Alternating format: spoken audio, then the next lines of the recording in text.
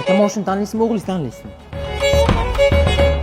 Yani ishni o'g'limni tanlayman. Qanday mashina tanlash mumkin bir?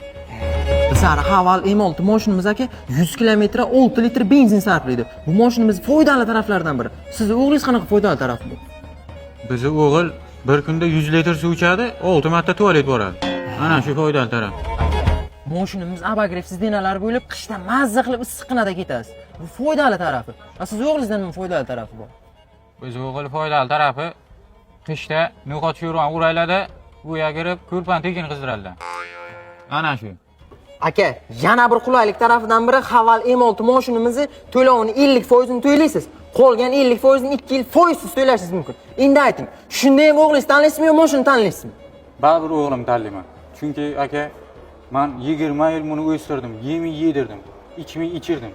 Qandaydir bir buyuma o'g'limni almashamanmi endi? O'zingiz ayting. Buyuma Ada, lekin addushi borki, men bunaqa deb o'ylamagandim. Siz Ismat, dada, zo'r lekin men xursand bo'ldim. Mujik akaningiz. Bu kecha bilyard mendan pulni o'zim to'lamay, ketamiz, dam olamiz.